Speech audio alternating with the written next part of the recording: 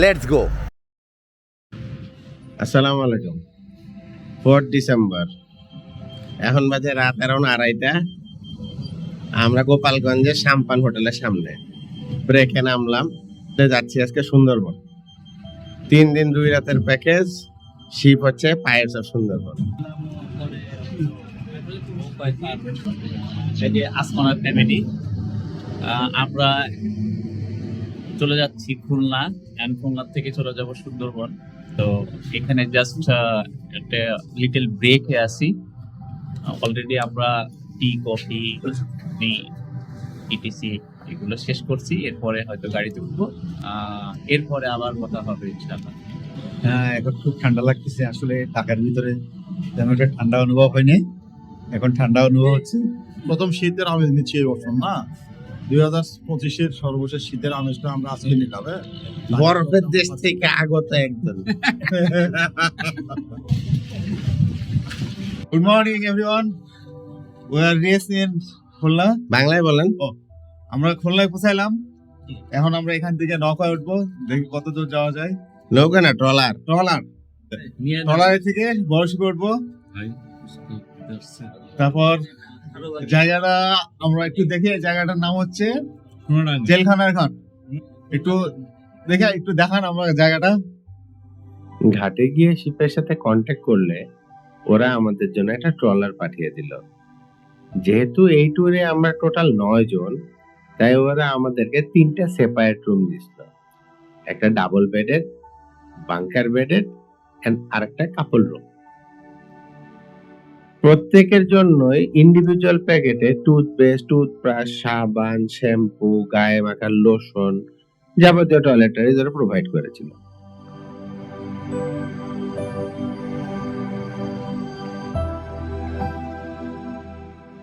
আমরা অনবোর্ডিং এর কিছুক্ষণের মধ্যেই শিপটা ছেড়ে দিল। বাই দ্য ওয়ে, আমাদের শিপের নাম পাইরেটস অফ সুন্দরবন এবং আমরা রওনা হচ্ছি আমাদের প্রথম গন্তব্যের দিকে, যার নাম আন্দারমানিক।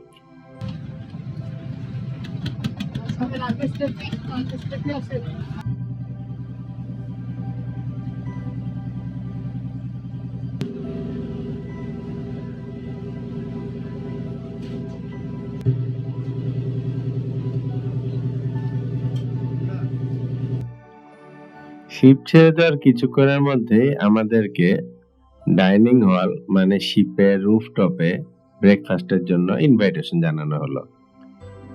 এবার ব্রেকফাস্টে ছিল পরোটা, ভাজি, ডিম ভাজি, পাউরুটির সাথে ছিল জ্যাম, জেলি, মাখন। এছাড়া সিরিয়াল এবং দুধের ব্যবস্থা করা হয়েছিল। ফুডস হিসাবে ছিল বানানা।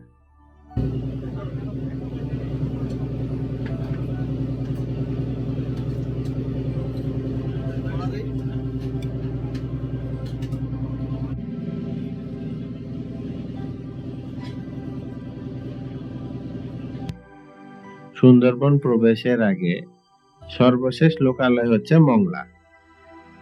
তো সুন্দরবন যাওয়ার পথে হাতের বামে মংলা পোর্ট পড়বে। আর বাংলাদেশের যত রকমের এলপিজি সাপ্লায়ার আছে তার মোটামুটি 90%-এরই ডিপো এখানে আছে।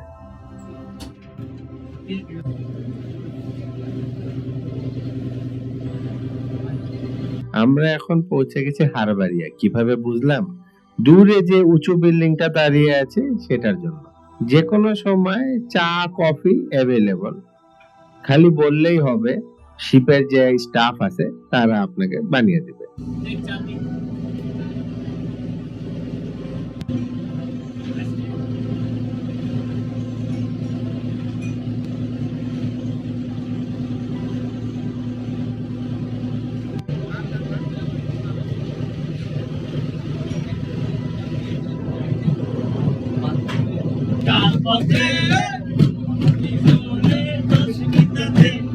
আর মেনেছে দিনের আলো লাগলে তোমায় লাগে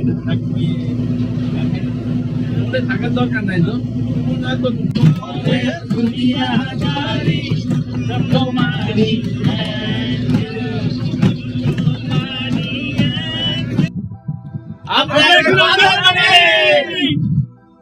বুঝতেই পারছেন আমরা কোথায় পৌঁছে গেছি। কিন্তু এবছরের নতুন নিয়ম হচ্ছে সাঁতার জানে না না জানে সবাইকে লাইফ জ্যাকেট নিয়ে ট্রলারে উঠতে হবে।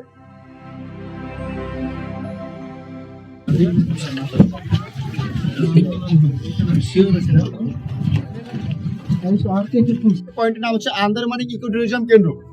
আমাদের পিছে 3 নদী একটা মোহনা দেখতেছেন। এই নদীটাকে আমরা হচ্ছে বিশেষ করে ডলফিনের জন্য বিখ্যাত বলে থাকি। আমরা যখন বনের ভিতরে ঢুকবো কেউ কোনো লাউডলি কোনো কথা বলবো না, সবাই দলবদ্ধভাবে থাকার চেষ্টা করব। আর বনের ভিতরে ঢুকে গিয়ে কোনো কথা বলবো না, আর কোনো গাছের পাতা ছিঁড়বো না।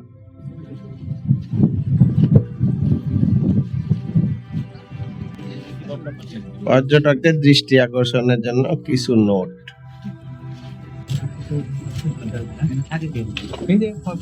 এই সেই বিখ্যাত সুন্দরী গাছ, দেখতে মতো সুন্দর না, বিচ্ছিরি। আন্দারমানিকের এই ট্রেইলে হাঁটতে থাকলে এরকম কয়েকশো রকমের গাছ দেখা যায়। যেহেতু সুন্দরবন ম্যানগ্রোভ, তাই প্রত্যেকটা গাছের গোড়ায় মোটামুটি শ্বাসমূল দেখা যাবে। এবং এখন যেটা দেখছেন এটা হলো গাছের এক রকমের ফাঙ্গাস।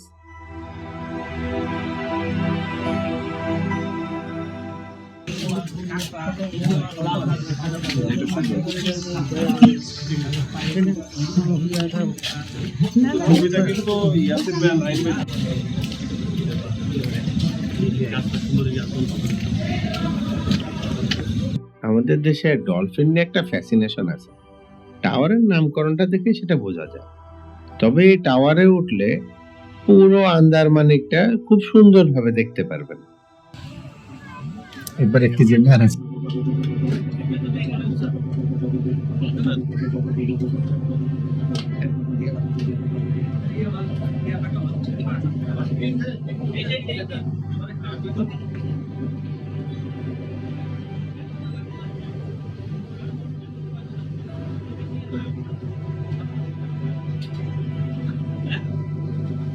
কেন খাবার খেতে পারবো না?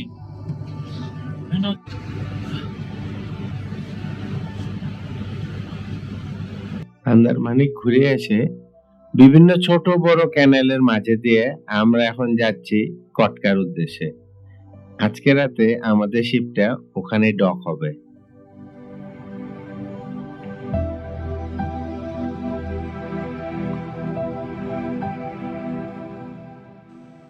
সন্ধ্যার নাস্তা হিসেবে দিল ফ্রেঞ্চ ফ্রাই, ফ্রাইড চিকেন আর গরম গরম স্যুপ।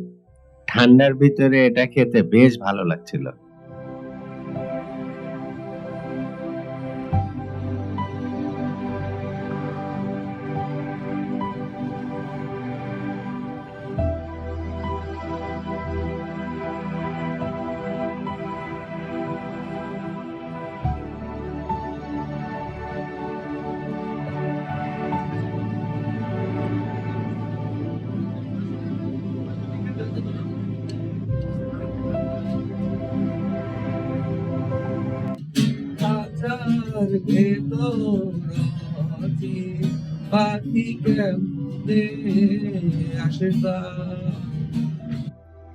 যেহেতু পরের দিন সকালে কল টাইম ছিল অ্যারাউন্ড 5:30, তাই জাহাজের পক্ষ থেকে বলা হলো ডিনারটা তাড়াতাড়ি করে নেওয়ার জন্য।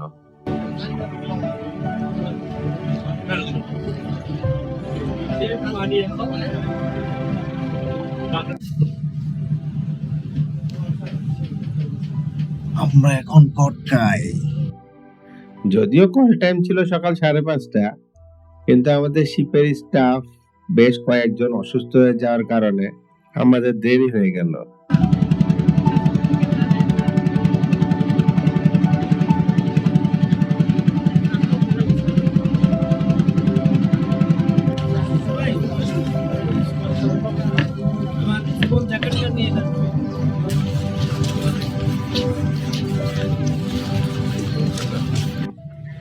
হাই, আমরা যাচ্ছি জামতলা সি বিচ।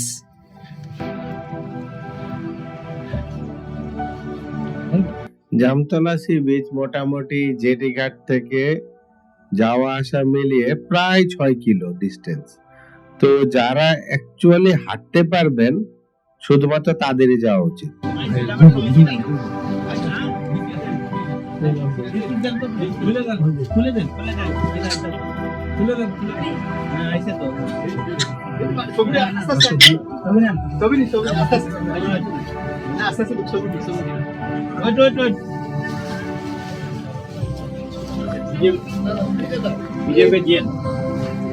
ভিডিও পেতেন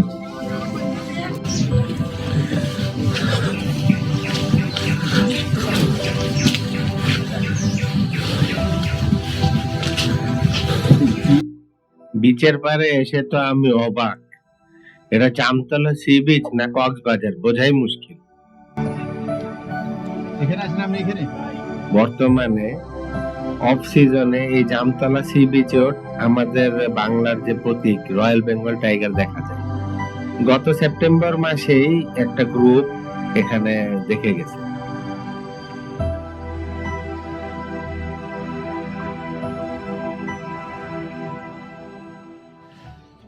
আমরা তো আসলে জামতলা সি বিচ থেকে আসলাম।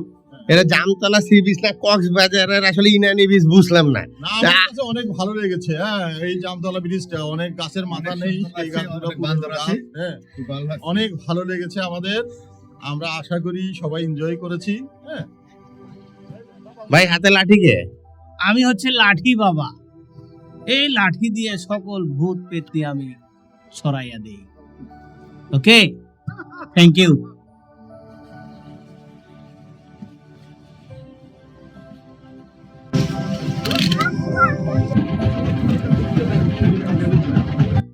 জামতলা সি বিচ ঘুরে ক্যানেলের ঠিক উল্টো পাশে কটকা অফিস পাড়ায় আসলাম।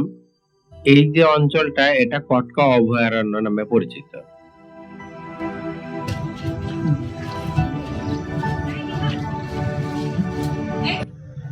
চারিদিকে খালি বানরে ঘেরা, তার মানে আমরা এখন কটকা। Let's go.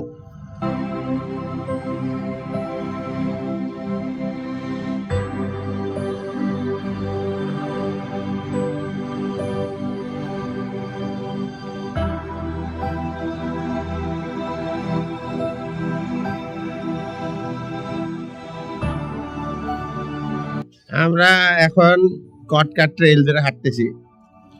তো কাউসার ভাই আপনার অনুভূতিটা বলেন, কি কি দেখলেন না দেখলেন? আসলে সকাল থেকে অনেক পরিশ্রম করছি। পরিশ্রমের ফসল হিসাবে আমরা কিছু বানর, তারপরে জামতলা সিরিজ, তারপরে এখানে আসার পরে কিছু হরিণ দেখলাম, বেশ কিছু হরিণ। আসলে এটা সৌভাগ্য বলতে পারেন, কারণ অনেক রোদ উঠে গেছে, তারপরেও যে এভাবে হরিণ দেখা যাবে এটা ভাবতে পারি নাই। আর সিডরের ধ্বংসাবশেষ নিশ্চয়ই দেখছেন, যেটা হ্যাঁ। বাংলাদেশকে হিট করছিল একবার। আসলে এটা দেখলে মর্মান্তিক একটা দুর্যোগ গেছে, যেটা অনুভূতি আসে। অনুভূতি আসে, যেটা আমরা আসলে যারা ভেতরে আছি, ঢাকা বা ঢাকার ওইদিকে উত্তরাঞ্চলে আছি, তারা কিন্তু এটা বুঝি নাই। যে পরিমাণ গাছ এগুলা সাক্ষী রেখে গেছে যে সিডরের যে আসলে ক্ষয়ক্ষতিটা কি পরিমাণ রক্ষা করছে সুন্দরবন, এটা অশেষ কৃপা আল্লাহর। আমরা সবাই আলহামদুলিল্লাহ বলি। তো এইটা দেখার জন্য হলেও সুন্দরবনে আসা উচিত। অবশ্যই এটা দেখার জন্য হলেও প্রতিটা মানুষ একটা যে প্রাকৃতিক জিনিস, যেরকম সুন্দরবন একটা আল্লাহ সৃষ্টি, এটা যে আমাদেরকে কিভাবে রক্ষা করছে, আল্লাহ যে আমাদেরকে কিভাবে সেভ করে, এটা দেখলে কিছুটা হলেও বুঝতে পারবো। আর এটা দেখার জন্য হলেও একবার না একবার আসা উচিত সবার। এর একটা সামান্য নমুনা আমাদের সামনে আছে, দেখাই। হ্যাঁ, এই জায়গা পুরাটা বনাঞ্চল ছিল, সব উজাড় হয়ে গেছে। সব উজাড় হয়ে গেছে, একদম নারাবেল। কটকা ঘুরে এবার শিপে ফেরা পারা। শিপে ফিরতেই আমাদেরকে সার্ভ করা হলো সকালের নাস্তা। সকালের নাস্তা হিসাবে ছিল ভুনা খিচুড়ি, ডিম ভাজি, পেঁয়াজ মরিচের ভর্তা, বেগুন ভাজি আর সালাদ। বেশ টেস্টি ছিল।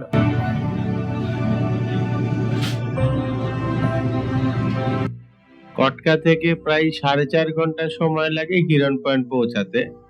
হিরন পয়েন্ট আর দুবলা চর পাশাপাশি, আধা ঘন্টার ডিস্টেন্স।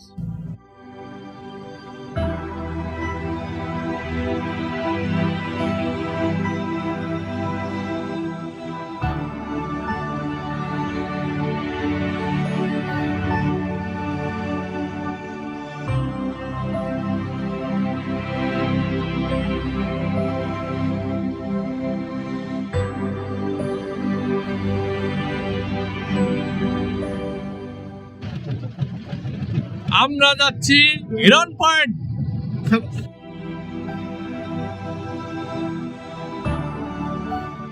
অলমোস্ট 20 মিনিট ট্রলারে করে আসার পরে আমরা এখন নামলাম হিরন পয়েন্ট।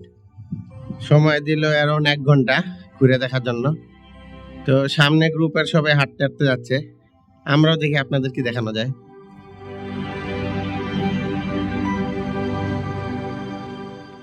আমরা এখন কোথায়? বিডিভিতে শুনলাম যে হিরন পয়েন্টে ঠিক আসার আগ মুহূর্তে আপনাদের শিপের নাকি অ্যাঙ্কর ছিঁড়ে পড়ে গেছে সমুদ্রে। তো এটা কথা সত্য। তো আপনাদের এখন মানে করণীয়টা কি কি করতে যাচ্ছেন? তো এটা বিকল্প ব্যবস্থা করতে হবে, যেভাবে ক্যারেজ করতে পেরেছে তার আসলে আমাদের যে ট্যুর কোম্পানি ছিল তারা এটা ম্যানেজমেন্ট করতেছে এবং তারা তাদের অলরেডি তাদের নলেজে গেছে, তারা তাদের বিকল্প ওয়ে বের করছে এবং আমাদেরকে সেফলি হিরন পয়েন্টে নামাইছে এবং হিরন পয়েন্ট থেকে নিয়ে যাওয়ার জন্য তাদের যে বোট আছে সেই বোটটা সাইডে দাঁড় করে রাখছে। একসময় হিরন পয়েন্ট বাঘ দেখার জন্য বেশ পপুলার ছিল, কারণ এই অঞ্চলে যে উঁচু ছন আছে এরই মাঝে লুকিয়ে থাকে বাঘ শিকারের উদ্দেশ্যে।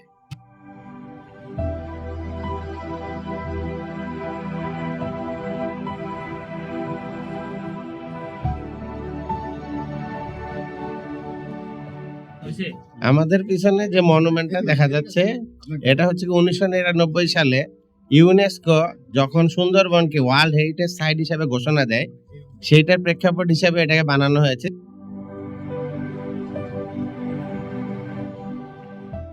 Right now we are middle of nowhere. আসলে আমরা যখন উজান হচ্ছিল মানে যখন পানি ছিল তখন আসলে আমরা আসছিলাম হিরন পয়েন্টে, কিন্তু ক্যানেলে আসলে অনেক বালি থাকার কারণে আমাদের বোট গেছে আটকায়। অলমোস্ট 2 আওয়ার্স ধরে আমরা আটকায় অবস্থায় আছি। এখন আমরা কিছু লোক নেমে গেলাম আমাদের যে ট্রলার সেটা থেকে, আর কিছু লোক গেছে যে দেখা যাক তারা পার করতে পারে কিনা। ভাই আসসালামু আলাইকুম। হ্যাঁ ভাই, ভ্রমণটা সমস্যাটা কি হ্যাঁ, হয়েছে বলেন তো? সমস্যাটা মূলত হচ্ছে এখানে তো একটা টানেল আছে, এই টানেলের মধ্যে হচ্ছে জোয়ার এখন নাই, ভাটার জন্য হচ্ছে ম্যান পাওয়ার বেশি, ট্রলারের আয়তন কম, এই কারণে হচ্ছে যেতে পারছে না। এখন আশা করতেছে যেতে পারবে, মনে হয় যাচ্ছে। দোয়া রইল যাতে আমরা সুষ্ঠুভাবে পৌঁছতে পারি। ভয়ের কোনো কারণ নাই, এটি বারবিকিউ এর আগুন। যদিও রাত এখন অ্যারাউন্ড 8টা প্লাস, তারপরেও আমরা এখন দুবলাচরে নামলাম। দিল আধা ঘন্টা সময়, আধা ঘন্টার ভিতরে দুবলাচরটা ঘুরে আমাদের আবার ফেরত আসতে হবে। কোথায় কাউসার? আমাদের শিপে কানার দুবলাচরটা ঘুরে আসতে হবে কানার মাথা পয়েন্টে, যেখানে আমরা নৌকা থেকে নামছিলাম। আচ্ছা, তো আমরা একটু ঘুরে দেখি আসলে এখানে দুবলাচরে কি আছে এবং আপনাদেরকেও দেখানোর চেষ্টা করব যে আসলে এখানে কেমন জায়গাটা এবং কি কি পাওয়া যায়। স্ট্যাটিউড।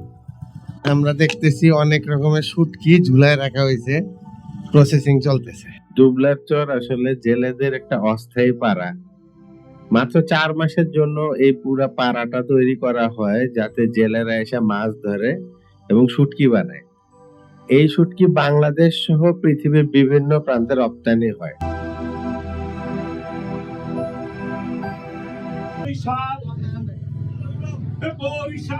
Hey yo, hey yo, hey yo.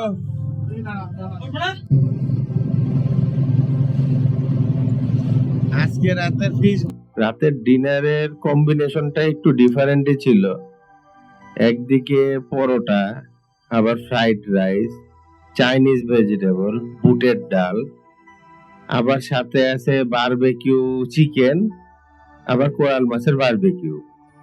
কোনটার সাথে কোনটা কম্বিনেশন আসলে একটু বোঝা কঠিন। ভোরবেলা চোখ খুলে দেখি আমরা মোটামুটি মংলার কাছাকাছি পৌঁছে গেছি। রুমের বাইরে নৌকায় করে ডাব বিক্রি করছে, বেশ ইন্টারেস্টিং। নদীর মাঝখানে ডাব কিনে খাওয়া, তাও এরকম পরিবেশে।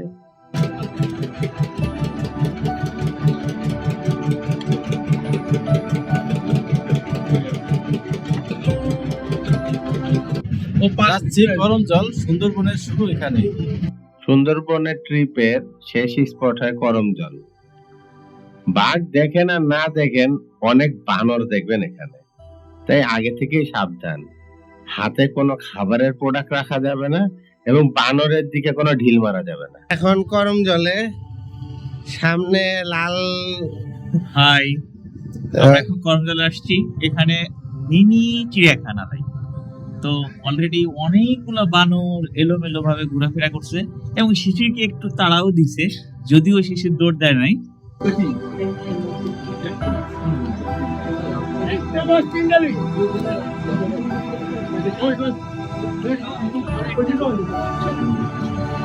এই যে পুকুরের নাম দিয়ে ঘুমিয়ে ঘুমাচ্ছে, নতুন হচ্ছে।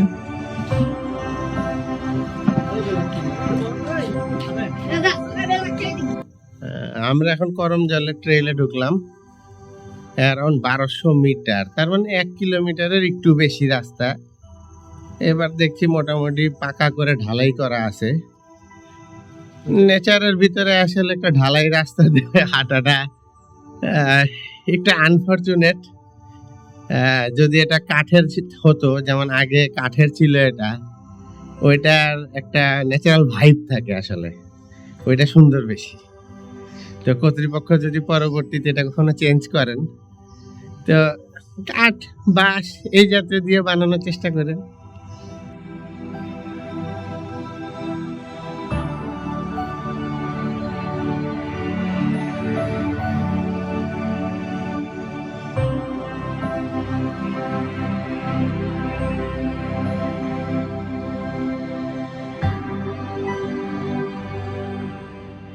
যদিও দেখতে ভালো লাগছে, তবে বন্য প্রাণীদের কিছু না খেতে দেওয়াই ভালো, এতে ওদের ন্যাচারাল ফুড হ্যাবিটেটটা আসলে নষ্ট হয়ে যায়।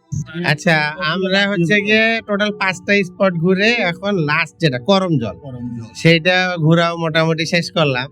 তো এর ভিতরে আপনাদের যদি কোন একটা বিশেষ স্পট সম্পর্কে বলতে হয়, যেটা সবাইকে ইনভাইট করার মতো, কোনটা করবেন? আমার কাছে সবচেয়ে ভালো লাগছে যেটা সেটা হলো হিরন পয়েন্ট ঘোরার জন্য, এবং তারপর হলো করম জল। যেহেতু এই দুইটা স্পটে আমি প্রথমবার আসছি, যার জন্য আমার কাছে খুবই ভালো লাগছে। তবে টোটাল প্যাকেজটাই ছিল অসাধারণ এবং আমরা খুব এনজয় করেছি, আমরা খুব আনন্দ করেছি। এটা আমাদের জন্য আমি মনে করি যে খুব সার্থক হয়েছে, যা হয়েছে খুব সুন্দরই হয়েছে। আমার বক্তব্য বেসিক্যালি আমি যেটা ফিল করি যে আমরা টোটাল জাহাজে করে যে সমুদ্র বন্দর ঘুরতেছি, এই ঘোরাটা সব থেকে বেশি এনজয়েবল। আর যে সমস্ত পয়েন্টগুলো আছে তার ভিতরে হিরন পয়েন্ট যেটা, সেটা সব থেকে ভালো। ওই পয়েন্টটা ঘুরে কিছুটা এনজয় করা যায়। গরম জল ডেফিনেটলি ভালো, এটা ছোট একটা মিনি চিড়িয়াখানা যদিও, বাট সব থেকে হিরন পয়েন্টের প্লেসটা অনেক অসাধারণ। আপনার লাঠিটা কোথায়? Actually, I take retired from লাঠি বাবা at present. হ্যাঁ, সো লাঠি আমি ছেড়ে দিয়েছে। এখন আমি খুব ভালো আছি, সুস্থ আছি। লাঠি আমাকে লাঠি আমাকে খুব পেইন দিছে, এই কারণে আমি লাঠি ছেড়ে দিয়েছি। বলেন যে লাঠি আমার সাথে বেশি কুষ্টিয়ার বিখ্যাত গীতিকার, হ্যাঁ, যাকে আমরা ইউটিউবে সার্চ দিলে পেতে পারি। তো আপনার ইউটিউবের চ্যানেলের নামটা একটু বলেন, যাটাতে আপনার গান আছে। আসিম টিভি। আসলে ইউটিউবে আমার গান আছে, ইউটিউবের নাম হচ্ছে গানের আবাদ। যদি গানের আবাদ, গানের আবাদ। আচ্ছা, যদি ওখানে আপনারা নকে গান সার্চ করা হয় আমার গান দেখতে পাবেন। তো 2 লাইন কোন একটা গানে যদি একটু শোনায় দিতেন। আসলে 2 লাইন যদি আমরা গান গাওয়ার মতো পরিবেশ এবং মন মানসিকতা নাই এখনো। পরিবেশ না। আচ্ছা, হ্যাঁ, অবশ্যই আমাদেরকে নক করবেন যখন মন চাবে।